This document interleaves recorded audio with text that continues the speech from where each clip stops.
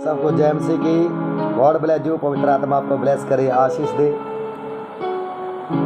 मत्ती 7 के 7 में लिखा, मांगो तो तुम्हें दिया जाएगा, मांगने वाला पा लेता है। हो सकता है कि आपको सामर्थ्य चाहिए पवित्र आत्मा की, आपको बुद्धि चाहिए, ज्ञान चाहिए, पवित्र आत्मा का अभिषेक चाहिए, मसा चाहिए, ग्रेस चाहिए, आपको समझ चाहिए, आपको जो हवा के 12 नामों के बारे में जानना चाहते हो वो आपको ज्ञान चाहिए, आप पुराना नेम और नए नेम का एक्सप्लेन करना सीखना चाहते हो, आप प्रार्थना में बढ़ना चाहते हो, आप दर्शन और ड्रीम का अर्थ करना सीखना चाहते हो, आप हीलिंग का मसा चाहिए, आपको भविष्यवाणी का मसा चाहिए, आप कुछ भी जो परमेश्वर से मांगना चाहते हैं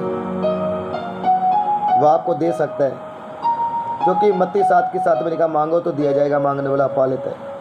मैं आपको एक बात बताना चाहता हूँ। एक छोटा बच्चा अगर अपने पिता से कुछ मांगता है तो उसका पिता उसको तुरंत लाकर नहीं दे देता। वो बच्चा रोज़ कहता है कि पिता मुझे ये कपड़े चाहिए, मुझे ये कपड़े चाहिए, मुझे ये साइकिल चाहिए, मुझे ये गाड़ी चाहिए।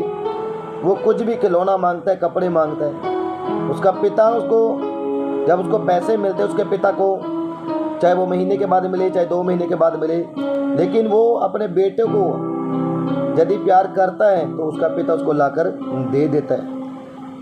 उसने अपने पिता से मांगा, उसको मिल गया, क्योंकि वचन क्या कहता है, मांगो तो तुम्हें दिया जाएगा, मांगने वाला पा लेता है। उसने मांगा, उसको मिल गया। अगर उसका बेटा नशा करता हो, उसका बेटा व्यभिचार में हो, बुरी संगति करता हो, तो वो पैसा जो उसका पिता लेकर आता है वो अपने बेटे को कभी नहीं देगा। वो क्यों नहीं देगा पैसा? इसलिए नहीं देगा क्योंकि उसको पता है सारा पैसा नुकसान करेगा, ये दोस्तों को खिलाएगा, वह विचार में उड़ा देगा, बुरे दोस्तों की संगति कर उड़ा देगा, लेकिन कुछ हासिल नहीं करेगा, नुकसान हासिल करेगा। उसका पिता उसको पैसे कभी नहीं देगा, अच्छी चीज़ें कभी नहीं देगा। लेकिन यीशु से कहा कि मांगो तो दिया जाएगा, मांगने वाला पा लेता है। लेकिन अगर वही पुत्र उसका सही होगा, बेटा सही होगा, नशा ना करता हो, बुराई में ना चलता हो, अच्छा चलता हो, तो उसका पिता उससे प्रसन्न होगा, तो उसका पिता जो उसके बेटे को चाहिए वो देगा। क्यों? क्योंकि उसके अपने पिता के ऊपर ईमान है, सॉरी पुत्र के ऊपर ईमान है, बेटे के ऊपर ईमान है। ऐसे यदि हम भी पवित्रता में चलें, आत्मा में चलें, परमेश्वर के वचनों को माने, उसकी आज्ञाकारी करें, जो हम अपने पिता से मांगेंगे वो हमें मिल जाएगा यीशु मसीह के नाम में। तो याद रखो, जब हम करंथिया की किताब उसकी 14 उसकी 33 नंबर पढ़ते, वहाँ पर लिखा, जो 15 की 33 में लिखा, बुरी संगति अच्छे चाल चरित्र को बिगाड़ देती है। ये आपने डिसीजन लेना है कि आपने बुरी संगति में चलना या अच्छी।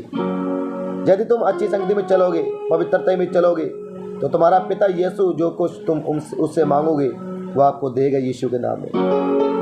क्योंकि वचन क्या कहता है, जब आप पहला यूहन्ना 5 उसकी 14 में पढ़ते, वहाँ पर लिखा, यदि हम उसकी इच्छा के अनुसार कुछ मांगते हैं तो वह हमारी सुनता है और मांगी हुई वस्तुएं हमें प्राप्त हो जाती है। आमीन। तो याद रखें, यदि आप उस पिता से मांगेंगे जो आपकी सुनता है, वो आपको देगा।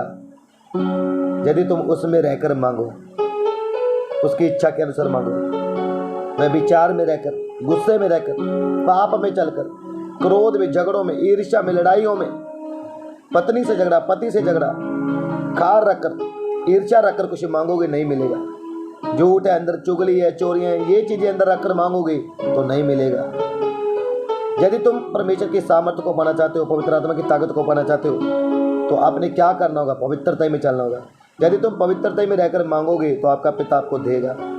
जैसे कि शरीर के पिता अपने पुत्र से प्रसन्न हुआ, कैसे कि वो अच्छा चलता है, वो बुरी संगति नहीं करता, वो मेरी सुनता है, मुझे अपने बेटे पर ईमान है, और वो अपने बेटे को पैसे देता है, वस्तुएं लाकर देता है, वह प्रसन्न है। ऐसे ही आपने भी क्या करना है? पवित्रता में चलना है, पवित्रता में बने रहना है, और आपके पिता को आपके ऊपर ईमान हो, और यीशु पिता जो आपको देना चाहता है वह आपके अंदर वफादारी देकर आपको दे देगा।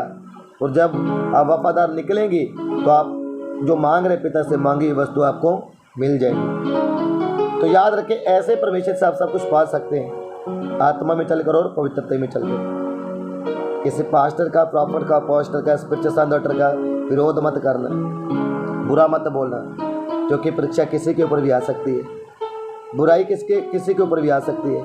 समय होता है। वचन तो यही कहता है नीति वचन 16 में कि जब तेरा भाई गिरे तो तू आनंद मत होना, खुश मत होना, क्योंकि समय किसी का भी आ सकता है। तो याद रखें, पवित्रता में चलना, पवित्रता में बने रहना। अगर पवित्रता में रहेंगे और आत्मा में चलेंगे, आत्मा की आवाज़ सुनेंगे, तो जो आप पिता से मांगेंगे वो आपको मिल जाएगा यीशु के नाम में। ओके, सबको जय मसीह की। God bless you. परमेश्वर आपको आशीष दे। आमीन।